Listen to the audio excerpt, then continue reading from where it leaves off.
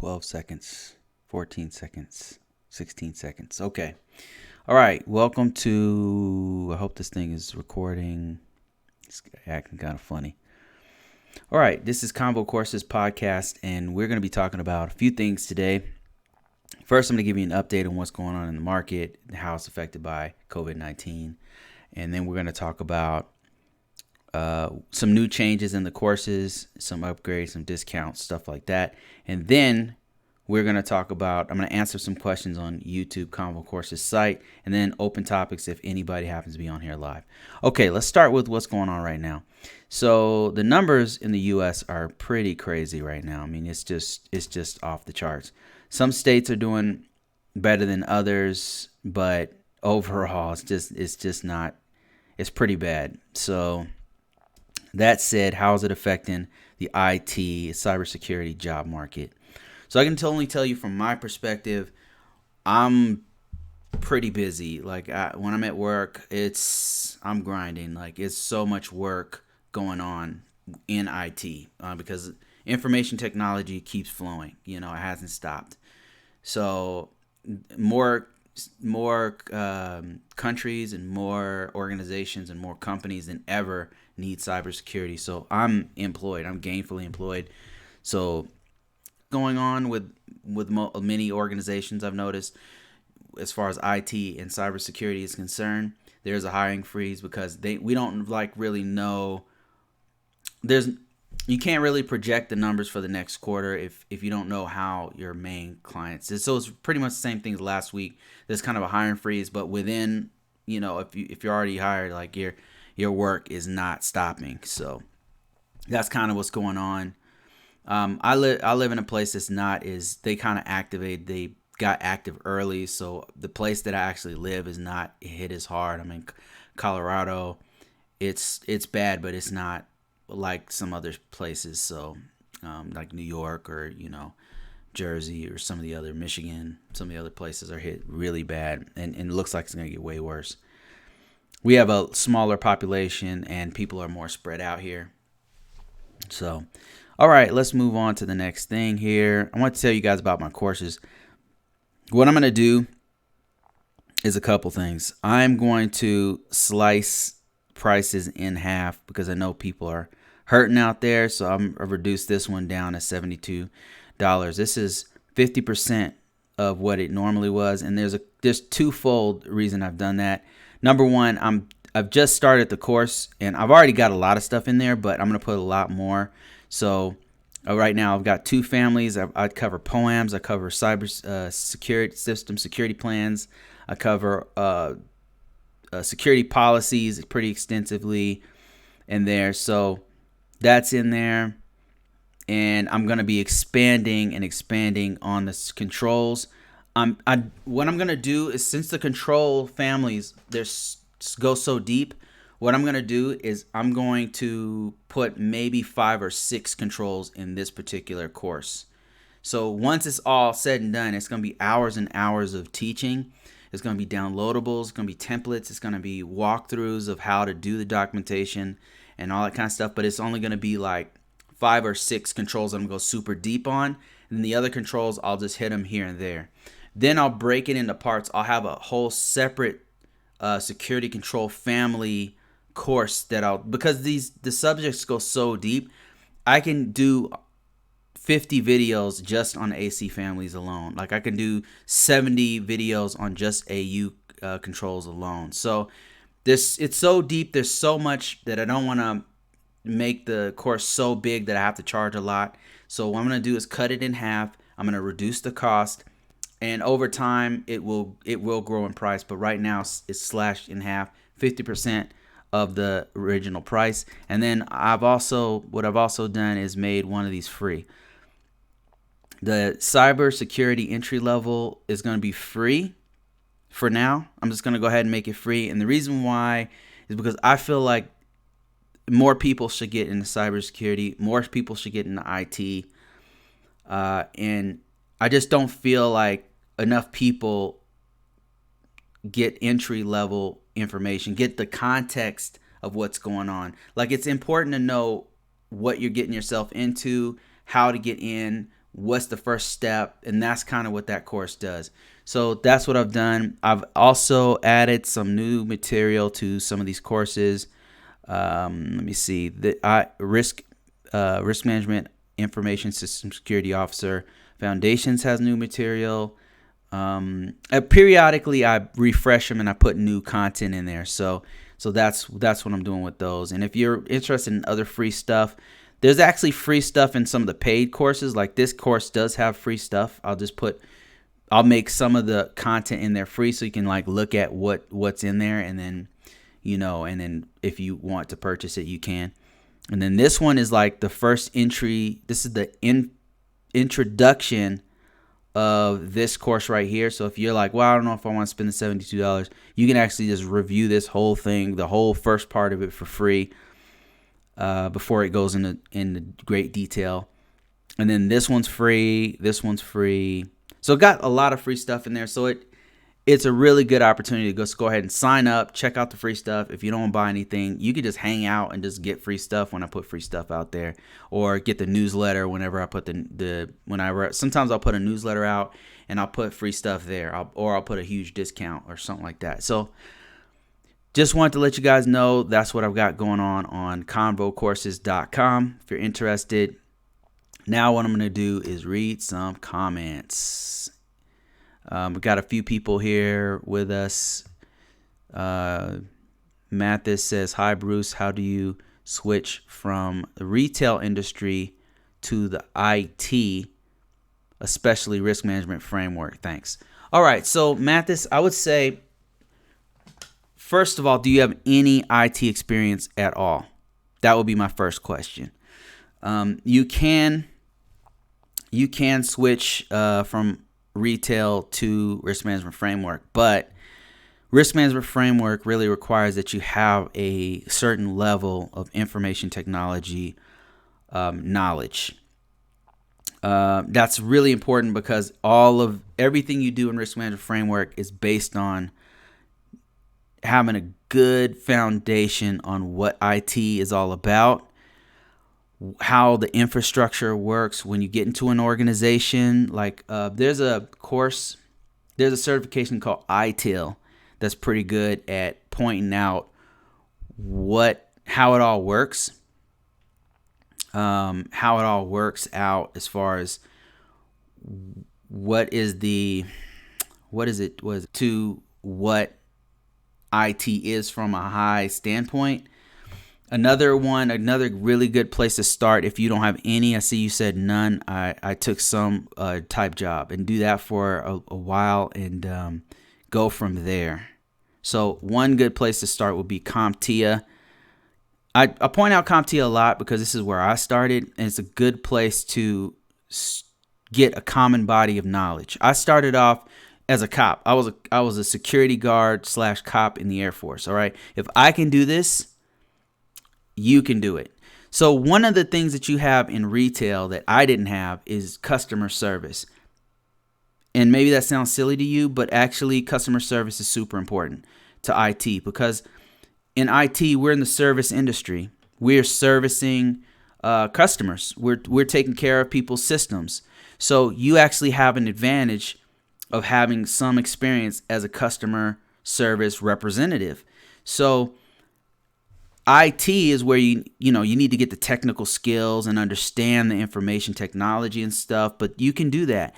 To be honest with you, a lot of us IT guys have a problem talking to people. Like, we're not good. I don't know if you've noticed, but a lot of us nerds and geeks and IT freaks, we're not good with people. We're better with technology. We're better with things.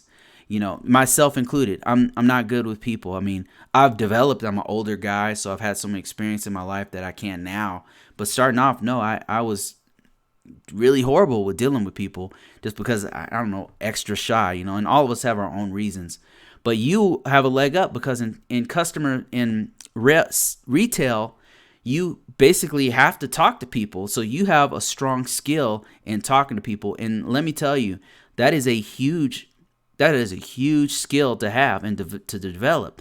You're going to be coming in with that experience. Now, that said, you have to get the technical knowledge, and this right here, this CompTIA A Plus will start you off with how to fix hardware and software, right? And this is it's a certification that basically has a bunch of tests in it. Now, before I go any further, let me just show you what this has in it. So this is A Plus. They update it about every year, or every other year. And there's 2 different tests that go with it. It is not easy. When you're starting this off, it's just not easy. At least for me, it wasn't easy because I'd messed around with computers. I had my own computer and stuff, and I would take it apart, put it together, and mess around with it. But there's so much terminology in there that it's almost like another language when you first start it. But once you get past that hurdle, once you understand all this terminology that's thrown at you, when you start looking at the components and the content that goes into the software and the hardware aspects of information system security, or not security, but information systems, IT, computers, servers, stuff like that, it's like learning another language. When people talk, you'll be like, I know what RAM is. I know what storage is. I know what memory is. I know what you'll start to understand it. So yeah, I would start with an A+ certification, dive into it. It's not free. There's lots of free resources out there on the internet. You can Google A+ certification. You'll find tons of content out there that you can. Now, I'm not telling you to go get brain dumps and cheat the test. I'm telling you to learn it. I'm telling you to sit down, take computers apart, learn actually what's going on, not just the terminology, but actually use the technology. Like if you have a home network, figure out how to expand your network. There's things that you can do on your own to actually start to learn what's going on with networks, with how to create server. You could put a server in your house and start using that. So this right here teaches you the basics of what's going on, a little bit of security, mobile devices, virtualization, and by the end of it, you'll have a good vocabulary of what to do. Once you pass this certification, one or the both of them, move on to CompTIA Network Plus. You may bypass it. If you feel like you're very comfortable with networking, you could skip it. But I would say if you're really trying to get a solid foundation, start studying for Network Plus. You don't necessarily have to take this certification. This one I would definitely take. But this one right here, you can if you like, but it's not super marketable. This one's pretty marketable. Once you get this certification right here, A+, that over there, you will be able to get a help desk job. Do a help desk job for about 2 years. And then here's the thing. You may not even want to go into risk management framework after you go into Comp A+ and help desk. There's other things that pay way better. There's other things that you may want to do better, to do more of. Another thing, since your customer service, if you don't want to be technical, like you may get into A+ and be like, this is not my thing. What you may do is go in a whole nother route. Let me show you something else that people just don't talk about. I think it's called Project. I think they have one called Project Plus. Yeah, here it is.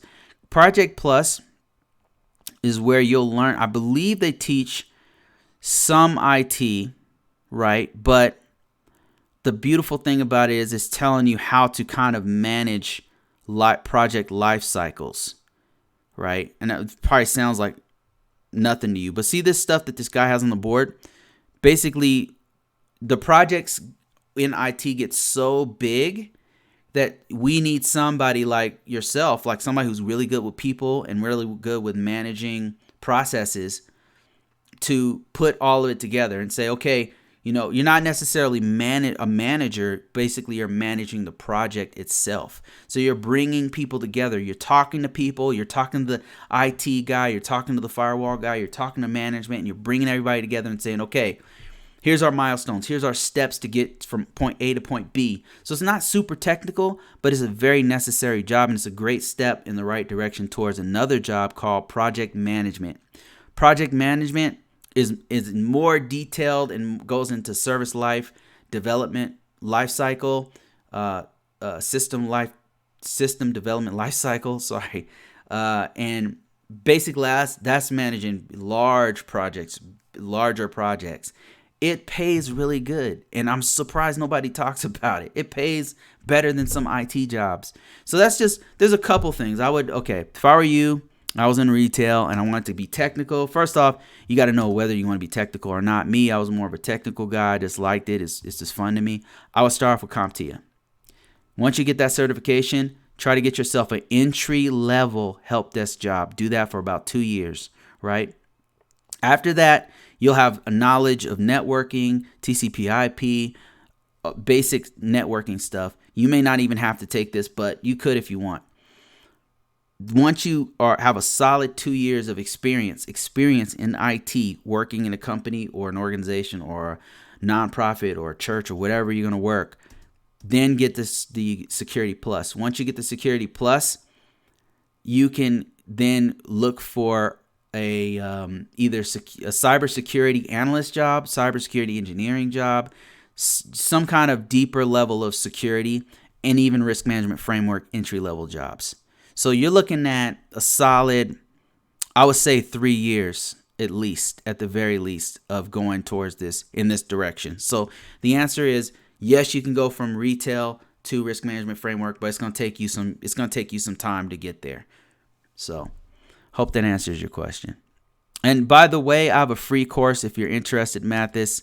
It talks about, it's free right here. It's entry-level IT security, where to start. And basically everything I just told you, I kind of go into more detail and tells you where to start if you're a noob, where to start if you're an IT person who wants to get into cybersecurity, and where to go if you're a cybersecurity person and you want to expand and make more money and do bigger things. That is that.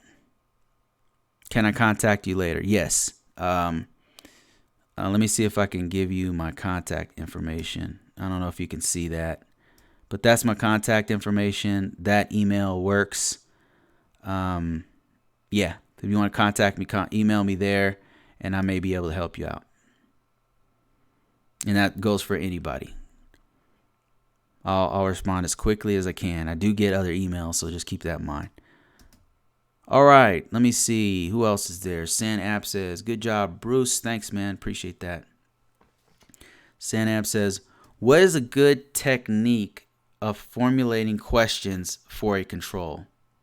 Formulating questions for a control. I'm not sure what you mean. Could you give me a little bit more details? I like where you're going with this. Is this a security control question? If you could expand on this, I will try to answer this. What is a good technique for formulating questions for a control?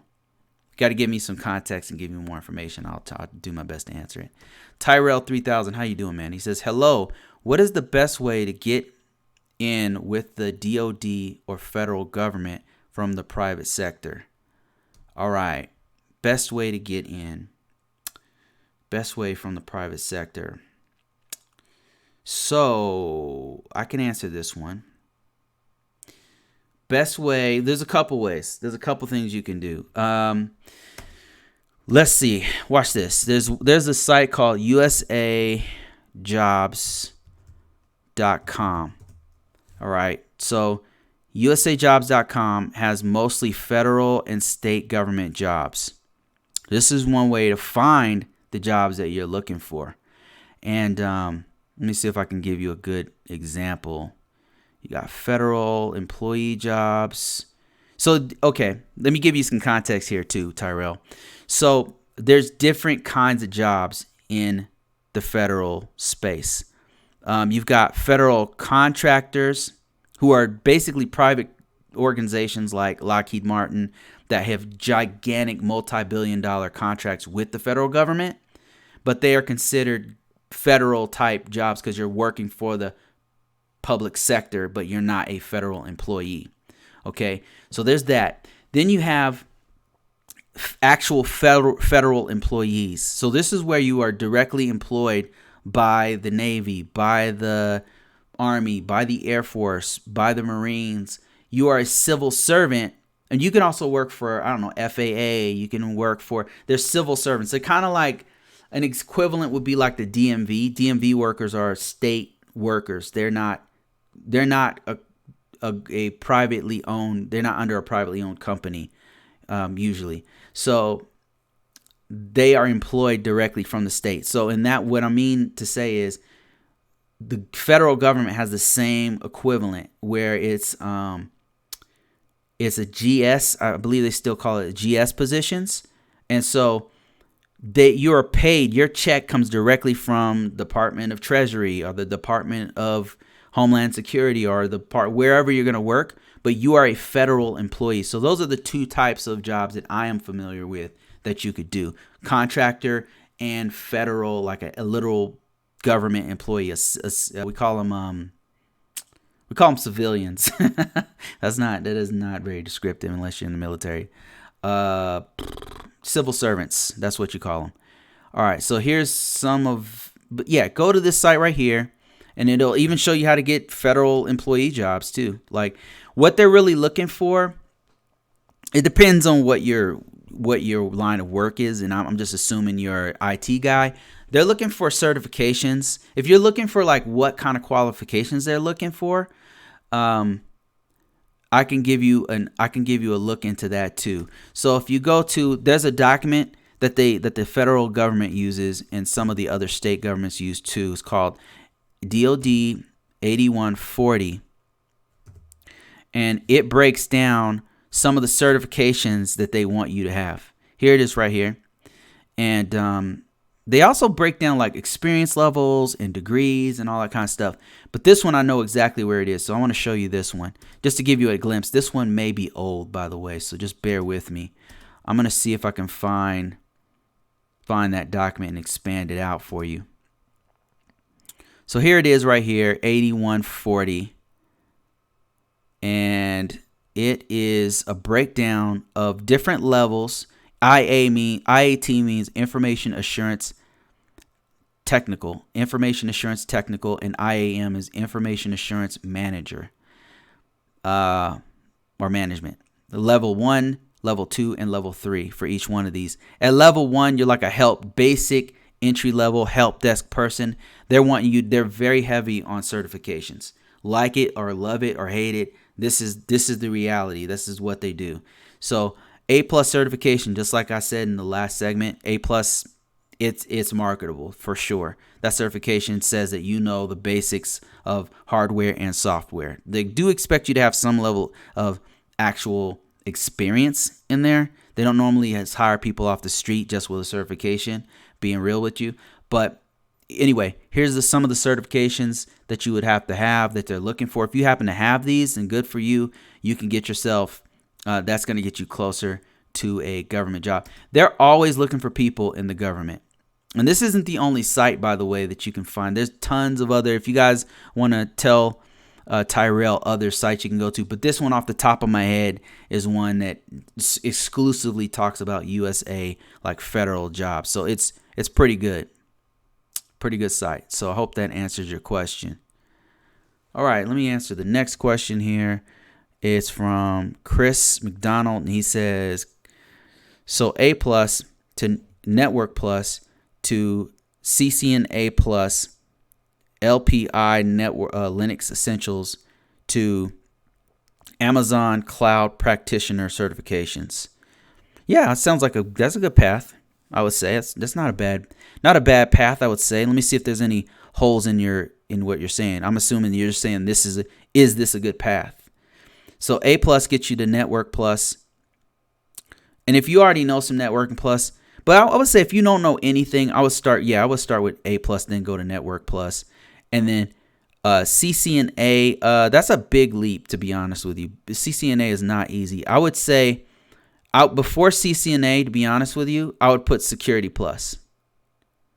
Yeah, I would go A+, Network Plus, Security Plus, then CCNA, and then actually not CCNA, I would say CCENT.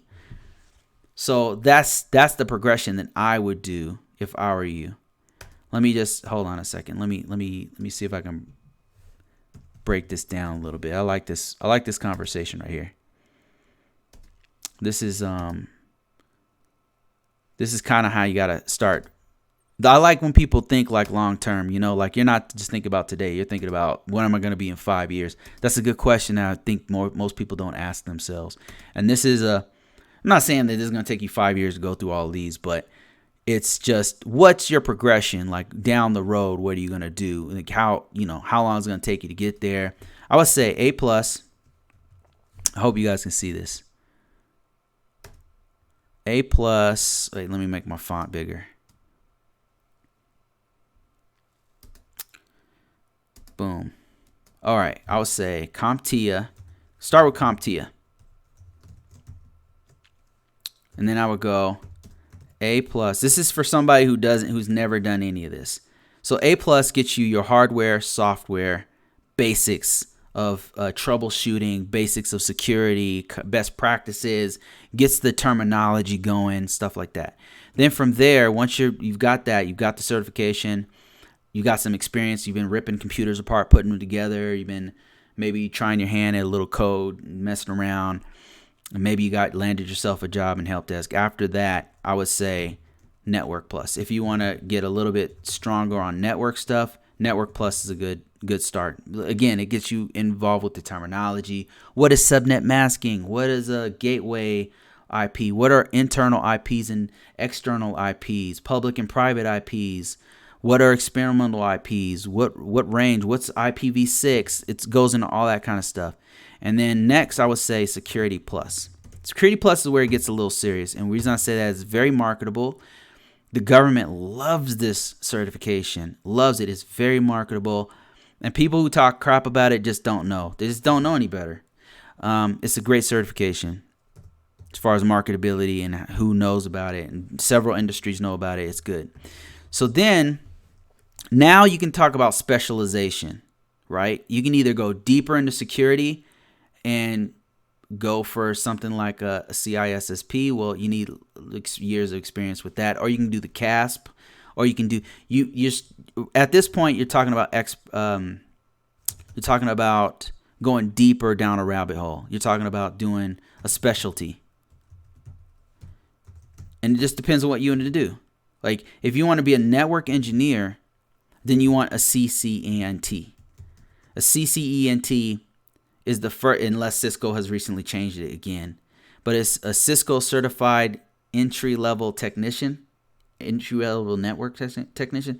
It's entry-level certification. Not easy, by the way. If you've never done this stuff before, it's not gonna be easy, unless you just happen to be a whiz at that one. And then once you get that one, you can do a CCNA. But CCNA is broken up into different parts. You got a security, I think you have a voice over IP, and then you have there's another one, but I don't know what it is. So you can go into different specialties, and this is networking specialty. Also, I'll say networking.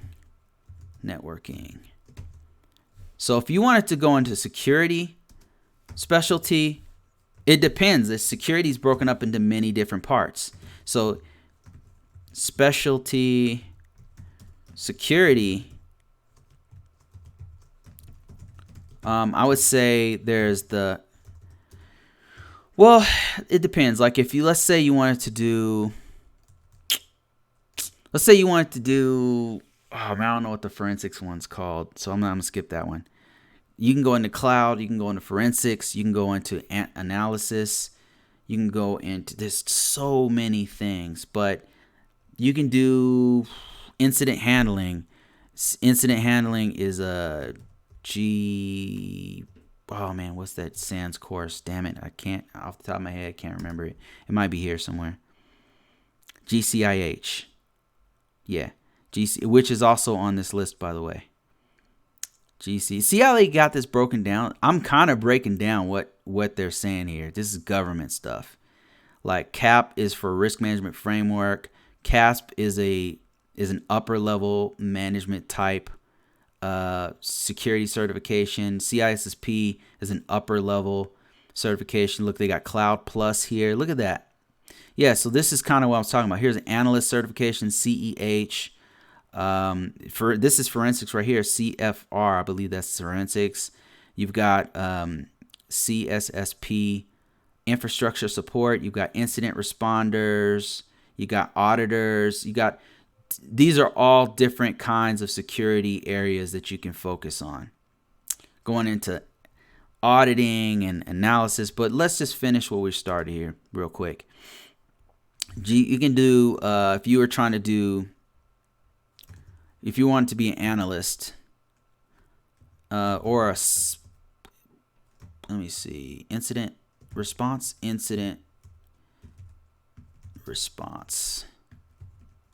This is like, incident response is like a SOC or something like that, where you're an analyst, basically an analyst. And you're responding to incidents and security incidents as they come in. And a good one for this is the SANS courses, hands down, are the best. All the guys I knew who had a SANS and had this incredible, and that's a GCIA is one of them, GCIH. And I would also say, like, some people will get mad, but CEH. CEH actually, marketing wise, is better than those, but technically, if you want real skills, if you want to be on another level, it's these ones. Marketability wise, this one's going to pay you more. That's just the truth. Then you got pen testers, and that's CEH. Another one is pen test plus. I can't remember what GCIH. All right. So there's several of these. Okay. There's Pen Test Plus. I think CompTIA does that. I don't know if they discontinued it. Then you've got GCIH has one. I think it's GPen. So what I'm getting at is that once you have this solid foundation here, right, if you're a beginner, you can then specialize in any of these other areas. You can go in all these other branches, right? So I just wanted to let you guys know what's going on with that. All right, let me just go on to the next one here.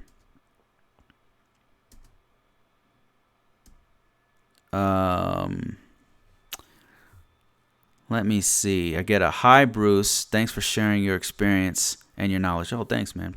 You're welcome. My pleasure. Rational Thought says, hi, Bruce. Do you have any courses that go into how to address controls in eMASS? Not in eMASS. I do talk about eMASS a little bit, but I don't have anything that breaks down. I don't have access to eMASS. But I do know where you can grab eMASS.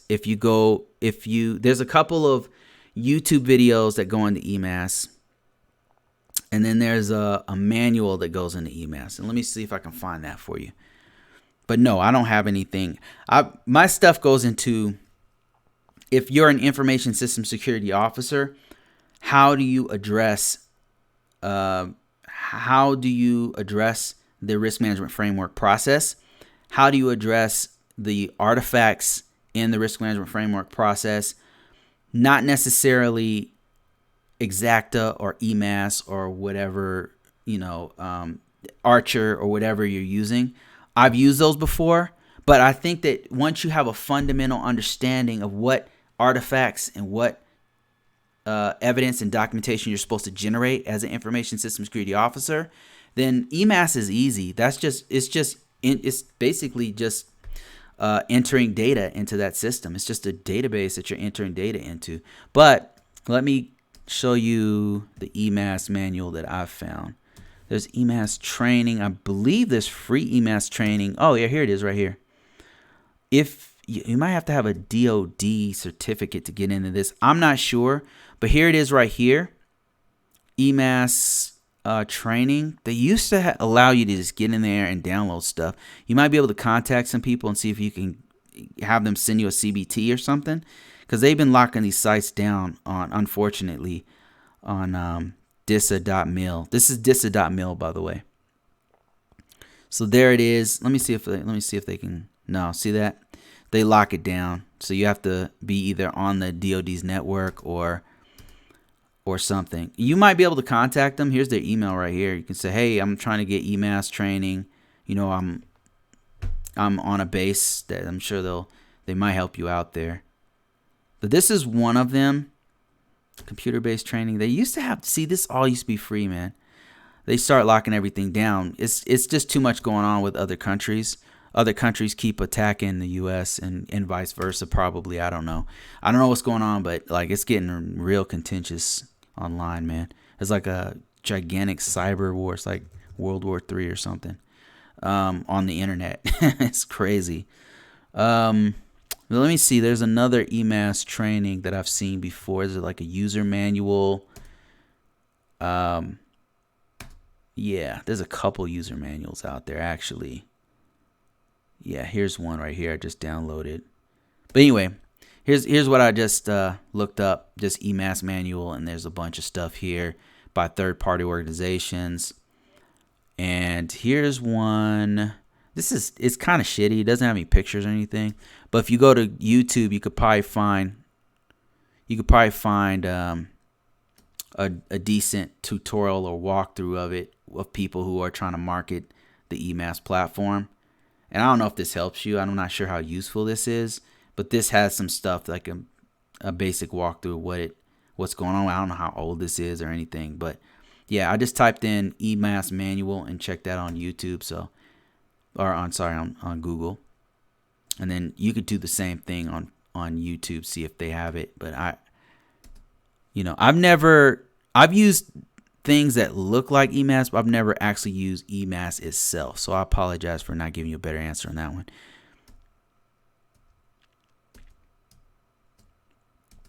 Okay. Guys, Oracle is offering a lot of certs on Pearson VUE training. Oh, really? Let's check it out. Pearson VUE. So they're offering training? Oh, look at that. CBTs, huh?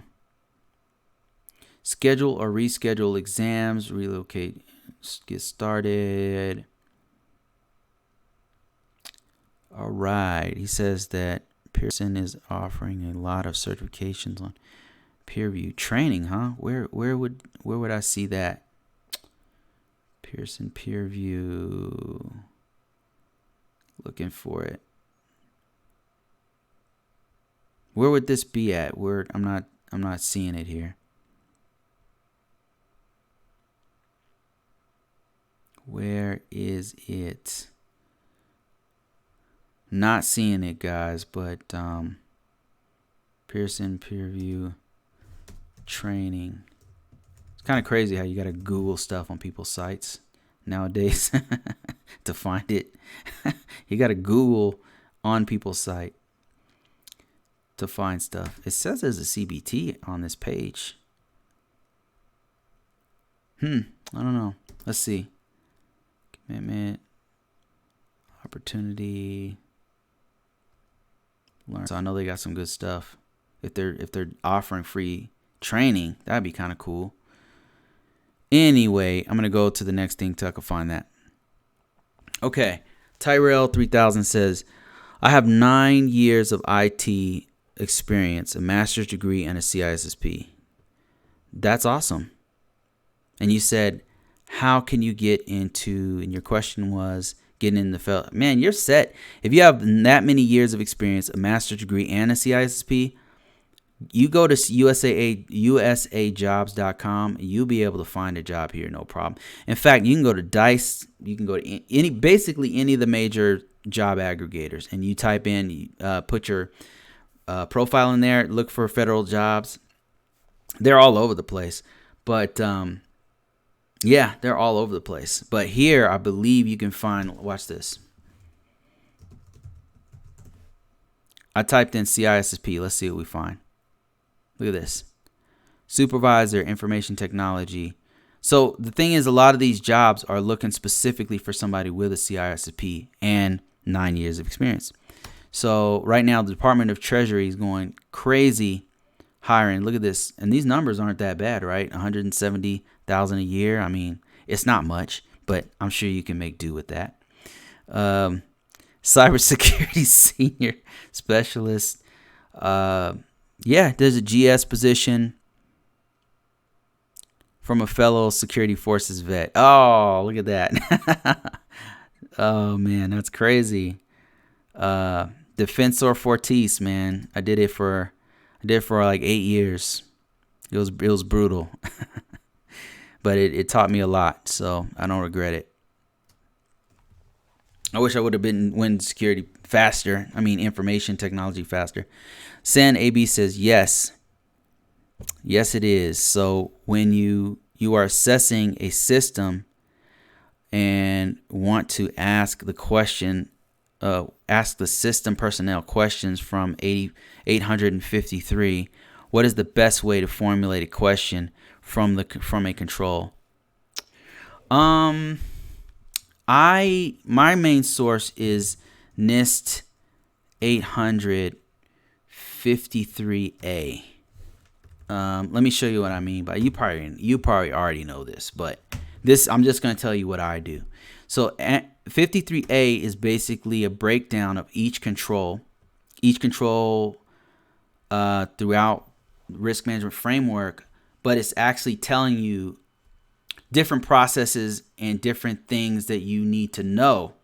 So essentially, it's all the questions to the, if you're taking a test, it's all the answers to the questions. So let me just give you a specific example of what I mean. Let's say we were looking at AC controls, like AC family, AC-1, right? AC-1 is talking about access control policy and procedure. And we're an assessor, and we're trying to determine if this organization, we're talking to the personnel, right? They're having us talk to the information system security officer, and we're asking them questions. We have to formulate questions to ask them to see if they have answered AC control in the organization. And so this document breaks this down. Like, see how step by step by step by step by step? You could literally ask them a question on each one of these things. You could say, okay, first of all, we know that we're supposed to determine if the organization has the following: develops and documents an access control policy that addresses purpose, scope, role, responsibilities, management, commitment. So what I've noticed with assessors, they don't normally ask you, okay, does your access control policy have a purpose? Yes. Does it have a scope? Yes. Does it have a role? Typically they're going to want to know, do you have one? Right? Do you have one?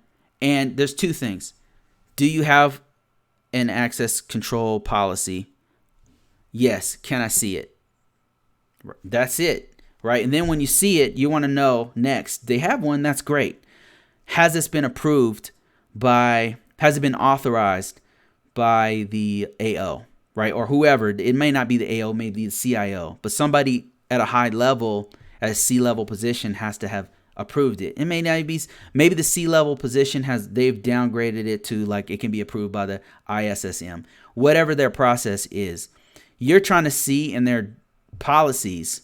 Your questions should be based off of what they have said that they're doing, right? So all of that is detailed in their policy. So what I do, is I'm using this document you see here, 853A. This tells me what I should see in their policy, right? Now I'm not going to ask. I don't need if they don't have a scope. That's neither here nor there in my mind. So it becomes a little bit subjective, because some people, like, you have to have a scope, go crazy and stuff. I'm like, do you have one? Does it identify roles? Has it been authorized by the CIO, the AO, the whoever, right? And they say yes, and then it says, okay. In their policy, it states that everybody who has access to the system, they have to have training. So now I'm like, okay, it says here that you guys have to have training. Can I see your training manuals? Do you guys have training manuals, or how you do it? Do you have CBTs, right? So you're asking them questions that they said that they have done in their policy. So to answer your question, number one, the framework that you can use, just take it with a grain of salt. But the thing that you can use to guide you through this is 853A. Number one. Number two, you're guided by their actual policy. The policy is telling the whole organization what they do. And so your questions are coming from what they say that they do, right? So it's kind of, you'd be surprised how many things that they've written down that they're not actually practicing. So I hope that answers your question. How you formulate the question. Let me just read it again, see if I've got it right. What's the best way to formulate a question from a control? Yeah, I stand by this. Here's where you can get all your questions from right here. There's no like formulaic way to do it. Now you do have different methods that you can use. Like here, I don't know if you could see this, but one method you can use is to examine. That's not even asking any questions. That's like looking through their access control policy, right? And then interview, that's basically what you're saying. So those are the two different methods that you would use to answer this policy, ask questions on this policy. Like another question that you can define personnel, that's who they send it to. So then you would want to say, okay, well, it says here in your policy that you guys you guys put out this policy, this access control policy to your HR department. Can I go talk to your HR? Can we go check those, go over there and see what's going on as far as the policy? I just want to see if anybody's read it or if they have access to it. They walk you over there too. You're not trying to do a gotcha. You're just doing your normal function checks. You're asking normal questions of stuff that they said that they do in their policy. So I hope that answers your question. All right, let me see here. Let's go to the next thing here. I'm seeing Oracle Autonomous Database Specialist, Oracle Cloud Infrastructure Associate, all free. Really? And that's on Pearson? Let me see. This is on, am I on the right? You said it was Oracle, excuse me. Oracle. I took this test a long time ago. I was trying to be a DBA. And I happened to have I was doing SQL stuff on ArcSight, and it was a long time ago, so I don't remember a lot from it. I've since done a complete brain dump of that. Oracle certifications. I'm just checking out. Somebody said that there's free training on Pearson PeerView, so I'm just trying to check it out. Maybe this is what he's talking about. You can read and take the exam at home. Oracle certification, overview, preparation, courses. Oh, courses. There it is. There's something. Ooh, this is cool stuff. Got a little bit of stuff on here from Oracle. Learning subscription, learning on demand. That's pretty cool. This is on Oracle's site. Oracle.com education, if you guys are interested in this. I'm still not seeing stuff on Pearson, so I'm not sure if I'm seeing what you're talking about there. All right, so I got another question here from KK Malato. Malato. I hope I'm sorry if I'm butchering your name. Most of the risk management framework jobs in DMV require you have a secret clearance in DMV. What is DMV? Most of the risk management framework jobs requires that you have a secret clearance. Please, what can someone do if you don't have any? So that's a great point. If you don't have a security clearance, then I would not. So I get this question often because I teach a lot of risk management framework, and I'm trying to. Eventually, what I would like to do is teach other things like cybersecurity threat analysis or security analysis or something else, because risk management framework is very narrow in that typically you need to be a U.S. citizen and you need to get a secret clearance. So that is very true. That said, I do know people who have who have held risk management framework type jobs, documentation, security compliance type jobs. And really there's a lot of doors closed if you're not eligible for security clearance. Eligible meaning you're a US citizen. So, it's beneficial to US citizens because the field is very narrow, but the problem is that a lot of Americans, just telling you the truth, don't want will not take these jobs. I don't know why. They just don't do it. So how would you go about? Is there anything you can do? Yes, there's something you can do. So risk management framework is not just federal jobs. Okay, it's mostly, I would say, there's so many federal jobs and contracts and stuff for it. However, I don't know if you knew this, but state jobs, some of those use, Maryland, for example, Maine uses risk management framework, and some other states use risk management framework. Also, security compliance itself is not just risk management framework. So security compliance can be PCI. Let me show you what that is. PCI compliance. PCI compliance deals with credit cards, securing credit card systems. So this is one that you could get into security compliance wise.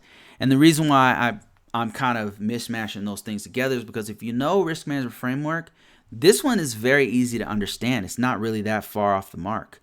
And PCI doesn't typically require a security clearance. I mean, there's so many different jobs in the financial sector that have PCI needs. So this is another security compliance you can do. Another one is HIPAA.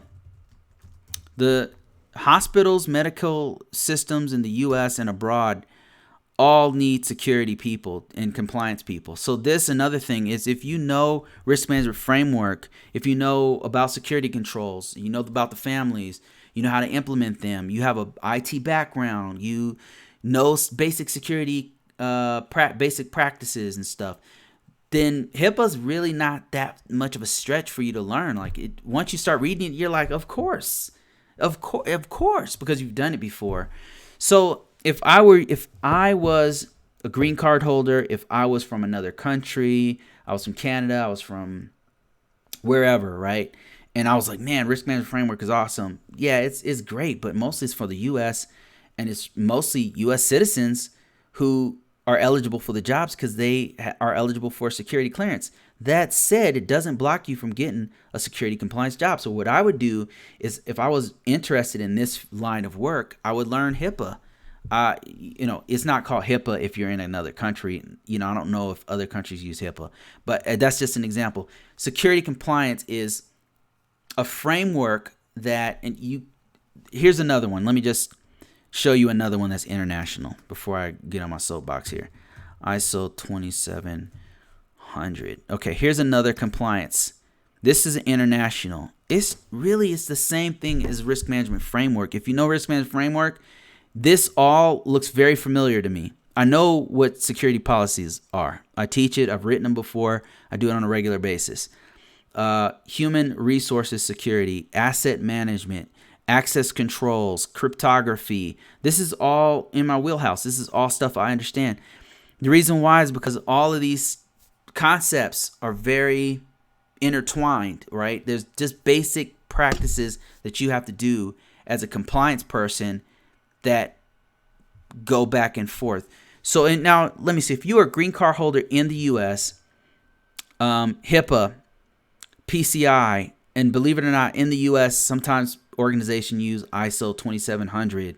There's other things that you can do, is what I'm saying, besides risk management framework. And if you know risk management framework, actually many different organizations that don't require a security clearance do use it. They'll require you to get what's called a public trust, which you can get if you're a green card holder.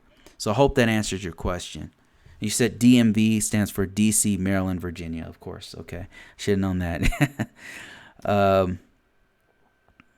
Also, he says, are all the Indian IT recruiters real? Most of the ones that have contacted me are real. They're only fake when they start talking about some multi-level marketing stuff. Those ones are not, and that's rare that I get those calls. Most of them are basically, the reason why there's so many from India. I think my theory is that a lot of the organizations here are looking for an organization that can call as many people as possible. And there's just hundreds and hundreds of different job prospects that they have to go through. So they will outsource it. They will outsource that work to the lowest bidder, and it just so happens that the cost of living in India is much cheaper than the U.S. So they'll hire, cost cheapest labor is going to be over in Asia somewhere. So that's what they do. They hire these very competent organizations with very thick accents to go out, and they're very competent. I mean, some of them don't or not, but some of them are very competent. They do, very straight to the point, and bring in those leads from all over the country. So no, to answer your question, they're not all. They're mostly real. Not all real, but mostly real. We've got the manual. Thanks, Bruce. No problem, man. Is it not? It's not directly on Pearson VUE. It's on Oracle site. Yeah. Okay, I found it then. Yep, that's what this. Where was it? I had it. But yeah, I know what you're talking about. Found it. Cool. Thanks for that information, Rational Thought. Appreciate that. So for anybody who is interested, that wasn't Rational Thought. I apologize. That's Avicene 3. Avicene 3. Yeah, I did find it. Let me see if I can backtrack and give people that link. I thought that was pretty useful. Where was it? I was just on that site. I think it was when I was over here. USA Jobs. Oracle free training. Yeah, Google Oracle free training, and then there it is right there. On the website oracle.com. Okay, Google. Stop. Sorry about that. Thought I was going to give away my home address or something. All right, yeah, here it is right here. I think this is it. Oracle ramps up its free online learning and certifications. Yep, that's it. Here's some of the stuff that they teach. That's really cool. They're trying to get in the cloud space. They've really been in the cloud space, but yep, that's it. Free. Working on Oracle autonomous databases. Get started. I just Googled Oracle training. So if you guys are interested in that, that's cool stuff. Let me see. How do I apply for CCI to map to appropriate controls on POAM document manually? CCI, let me see what you're talking about here. Are you talking about CIS controls? CCI controls? CCI controls. So what is that? CCI controls, POAM. Do you mean CIS controls? Map, NIST. I'm trying to figure out what you mean by this. CCI. Oh, control correlation identifier. So there's a couple of mappers. There's a couple of mappers I've seen that map. You want to map to NIST 853, I think. I know that there's some control family mappers that go from like 2700 to 2700 to NIST 800 to PCI. I've seen them before. Had to use them a couple times. And here's some kind of app that's doing something. I don't know what it's doing, actually. Oh, it's a CVS. This is mapping CCI common control identifiers with 853, if that's what you're talking about. I don't know if that's what you're talking about.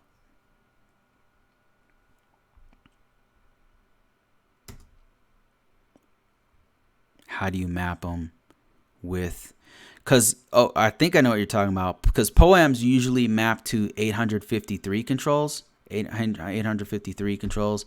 So you would want to map the CCI controls to NIST 853, and I'm sure that there's some stuff out there on the internet somebody's made. How do you do STIG Docker containers? I've never used that before. I'm not sure I can help you with that. Without Exacta 3 is Exacta is used in CCI. Is that what you're saying? And you're trying to map that to. I need more context. Nicholas says, I'm currently doing risk management framework. How you liking it so far? What certifications do I take and where? So it depends on for risk management framework. So risk management framework has a really good certification called CAP, ISC CAP. Now I'm working on a training for that. It's in the works, so it's gonna take me a while, man. There's a lot of stuff going on with that one. I have the CAP certification. I think it's pretty good. I remember the first time I took it and being blown away with how much of it is actually the NIST 800. Here it is right here. This is called, hold on, let me move this stuff from here. I'm on the CompTIA, I'm on isc2.org, and they have a certification called the CAP course. So it breaks down the entire risk management framework process. It goes into all of the federal standards here. Like, let me read it to you. And this is gonna, if you've never heard of this, it's gonna blow your mind. So it's certified authorization professional. That's what they call it. And the summary of it is an information security certification aligning with the risk management framework, RMF. The CAP recognizes your knowledge, skills, and abilities to authorize and maintain information systems within the risk management framework. It proves you know how to formalize, process, and to assess risk and establish security documentation. So it's purely risk management framework. It's 100% 800. NIST 800 FIPS and all the other federal documents that go with it. That's all it is. So ideal for, who's this ideal for? IT, information security, and information assurance practitioners, contractors who use the risk management framework. That's you. And so it says, names them, the military, the U.S. federal government, the U.S. Department of State, the U.S. Department of Defense, also Homeland Security, by the way. Civilian roles, and yada, yada, yada, on and on. So, yeah, to answer your question, ISC2 CAP. Very good certification. Definitely validates that you know the NIST 853, 837 control, what's going on with it, and risk management framework process and stuff like that. Doesn't go deep into individual security controls or anything. It stays pretty high level. So, hope that answers your question, sir. Moving on. And I think that's it. I had a couple other questions here, and I could not answer the STIG Docker containers. I think I know what you're talking about. I've messed with those before. I've messed with the STIG. There's a couple of STIG apps I've had to use before, and it's oh my gosh, I can't remember what it's called. SCC. And then one's called SCAP or something, and it uses CCI and all that stuff. But I don't know how to break it apart or anything like that, man. And I apologize. I just can't. I don't know how to do any of that. I know how to hack. I know how to get stuff to work, but I can't. Like if I don't feel like I know it until I can explain it to people, and I cannot explain it to you. So, all right, I think that's it, guys. Thanks everybody for watching, for participating. Thank you for your great questions. Appreciate everybody who visits me week after week. Like I said, just to end this on a positive note, I got a couple of free stuff out there if you're interested. An introduction to risk management framework, security control, documentation free. Cybersecurity entry level IT, where to start, free. I've got some stuff on NIST 800 free, 853, 837, the Rev 5, the Rev 2 for risk management for NIST 837 if you're interested in that. That's all out there. This is half price. Half price. This is gonna be. It's gonna have all. It's not gonna have all the controls. I'm gonna deep dive into some of the controls. It's so large. I'm gonna have to break it into parts and have different control families in there. So that's what I've got, guys. Thanks for everybody for watching. This is Stig and Scap Scanner. Yeah, that's what it is. And then there's another one called SCC. SSC or SSC. You know what